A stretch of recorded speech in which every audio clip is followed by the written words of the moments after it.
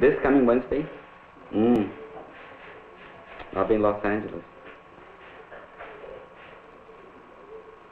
We're going to, one of our members in the ranch who's been working there 23 years, who was a foreman. A lady was fired this morning. 23 years. 24 years, rather. She was fired this morning because she doesn't think the way we do. That's coming from one of the superintendents in the camp. So you said I wasn't being fair to the company. I wasn't. You want to talk to her? I wasn't doing it. Okay, just a moment. Over there. Yeah. Hello? This is Mrs. Diaz. You can ask her. I am 38. I've been working at Georgia for 24 years, ever since I was 14 when I graduated from grammar school. It was during the war I went to work there, and I've been working there almost every year, except for a year or two that I didn't work there. And so just because I didn't think the way they wanted me to, and they keep putting in petitions and telling the people they better sign or they're going to be laid off. And I said I wouldn't sign. So petitions that they didn't want, that people were not interested in the union, and so they ran that petition through and intimidating them, making them sign. A lot of those women don't even know how to read or write. They don't understand. Some of them can hardly write their names, and they were told them that if they didn't sign, they was going to be fired. Then I'm fired, and so is my husband fired. My husband was also fired. My husband was fired on Friday the 13th. Lucky day. Yeah, and there'll probably be other firings too. Okay, thanks for calling. Bye-bye. Well, I think there's a lot of things that can be said, but I think basically they were excluded in 1935 from the National Labor Relations Act. This is that, as far as you know, the piece of legislation that in fact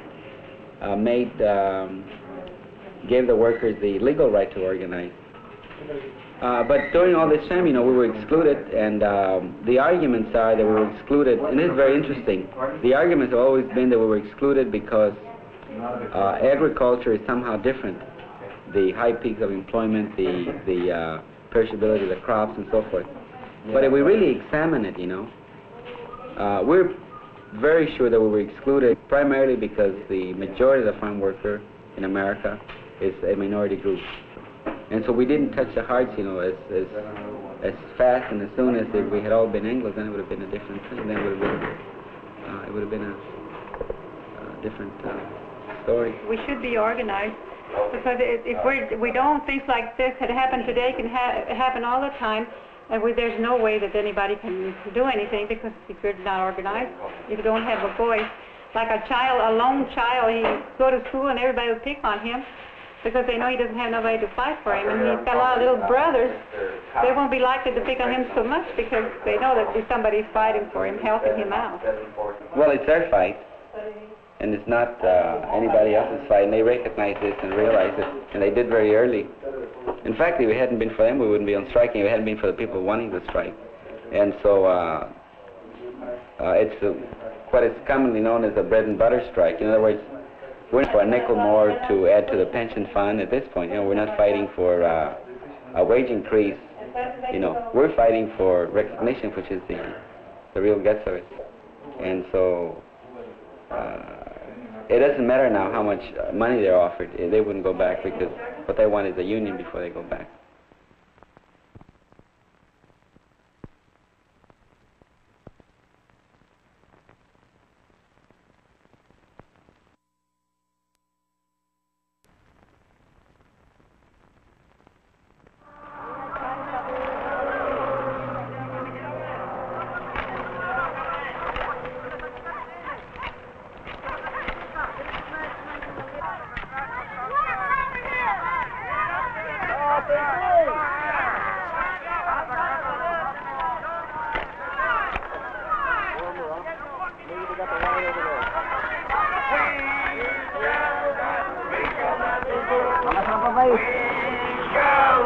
We shall not be moved, just like a tree that's standing by the water.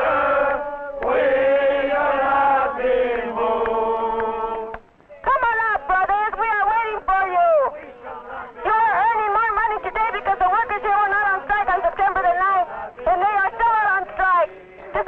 show that you know that you are taking your brother's job? Don't be a traitor against your brother. The people from Burlington are out on the picket line and they're watching you take your job. How do you think they feel? The money that you're earning now, you're earning only because those people are out on strike. Does that make you feel good to know that? Come on and help the strikers because only in solidarity is there strike. Do we have Zapata and Armington over there? You better take him with you. Okay, we'll take Zapata. Just left? Okay. What about the witnesses, Larry? What about the witnesses? Pedro, they need witnesses. I talked to Pedro already. Abrina. What about the witnesses? In the early days of the strike, we began to caution people it's going to be a long thing. If we're going to get into it, it's going to be a long, long time.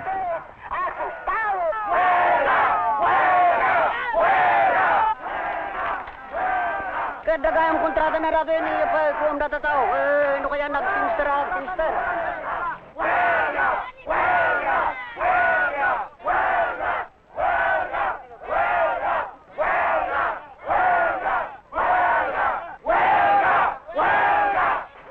Alright. Huelaga, sao kay latta kay. Banyo latta.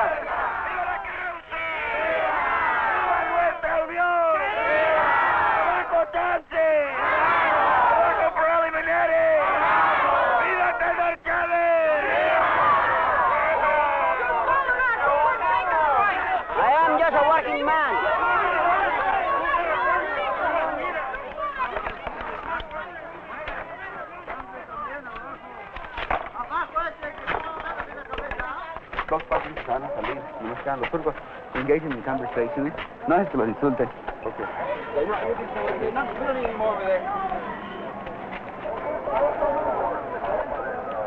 Venga. Oiga, compañero.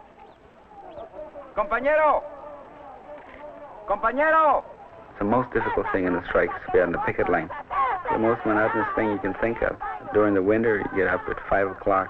Have breakfast and be out in the field by 6:30. Stay out there all day until maybe 5 o'clock. Standing on the same piece of ground, talking in some cases to the same people, battling the same growers.